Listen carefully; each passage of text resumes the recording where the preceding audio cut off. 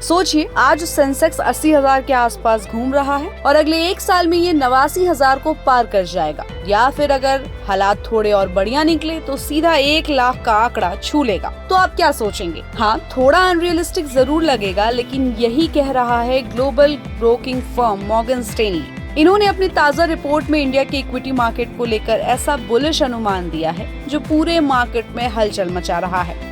अब सवाल ये नहीं है कि सेंसेक्स जाएगा या नहीं, असली सवाल ये है कि क्यों जाएगा, किस वजह से ये तेजी आ सकती है और क्या आम इन्वेस्टर्स को भी इसमें मौका मिल सकता है। मॉर्गन स्टैनली की इस रिपोर्ट में कहा गया है कि जून 2026 तक सेंसेक्स 89,000 के लेवल को छू सकता है, जो कि अभी के लेवल से करीब 10% ज्यादा है।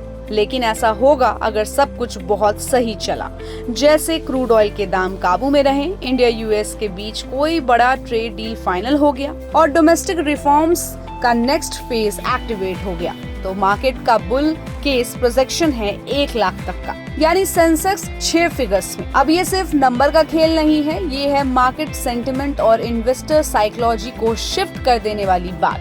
मॉर्गन स्टैनली ने ये प्रोजेक्शन 23.5x पी रेशियो पर बेस किया है, जो कि पिछले 25 साल की एवरेज से ऊपर है।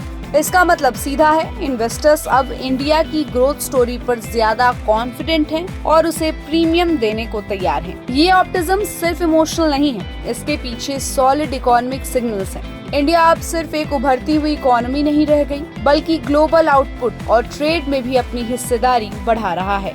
यहाँ का population dividend, stable macro policy, infrastructure investment और राइजिंग एंटरप्रेन्योरशिप हमारी इकोनॉमी को स्ट्रक्चरल स्ट्रेंथ दे रही है। यही वजह है कि फॉरेन इन्वेस्टर्स भी अब इंडिया को एक कोर मार्केट की तरह देख रहे हैं, ना कि सिर्फ टेक्निकल बेट की तरह। मॉर्गन स्टैनली का मानना है कि इंडिया का कंजम्पशन पैटर्न भी तेजी से ग्लोबल बेंचमार्क की तरफ बढ़ रहा है। लोग अब ज्यादा खर्च कर रहे हैं, ऑनलाइन बाइंग का बिहेवियर मैच्योर हो रहा है और फॉर्मल इकोनॉमी में पार्टिसिपेशन बढ़ रहा है।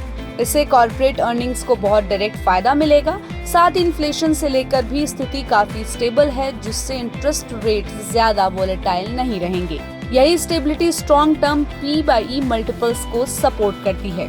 एक और बड़ा फैक्टर है हाउस होल्ड सेविंग्स का इक्विटी की तरफ शिफ्ट होना। पहले लोग ज्यादातर अपना पैसा FD, गोल्ड या रियल एस्टेट में डालते थे, लेकिन अब म्यूचुअल फंड्स, SIPs और डायरेक्ट इक्विटी में पार्टिसिपेशन बढ़ गया है। इससे मार्केट को डोमेस्टिक लिक्विडिटी सपोर्ट मिल रही है, जो पहले बहुत फॉरेन डिपेंडेंट था।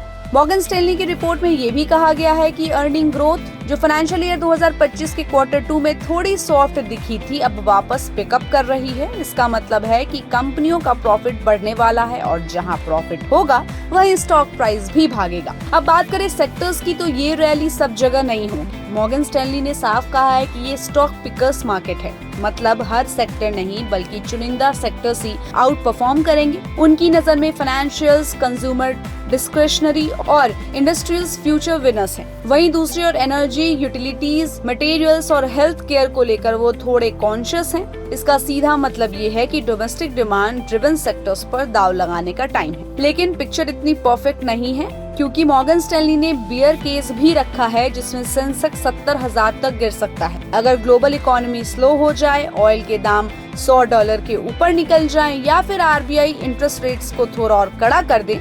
इसके अलावा अगर जियोपॉलिटिक्स बिगड़ता है, चीन की इकोनॉमी में क्रैक आता है या अमेरिका में मंदी आती है, तो ये रैली रुक भी सकती है। यानी ऑप्टिज्म के साथ रिस्क को भी समझना जरूरी होगा। लास्टली, मॉर्गन स्टैनली की ये रिपोर्ट एक मौका दे रही है सोचने का कि इंडिया की मार्केट स्टोरी कितनी पावरफुल हो चुकी है। अगर आप इन्वेस्टर हो या फाइनेंस में इंटरेस्ट रखते हो, तो अगले एक साल आपके लिए बहुत एक्साइटिंग हो सकते हैं। तो अब सवाल आता है कि क्या ये सही समय है मार्केट में एंट्री लेने का? हमें अपनी राय कमेंट बॉक्स में दे और ऐसी अपडेट्स के लिए keep watching and subscribe for returns.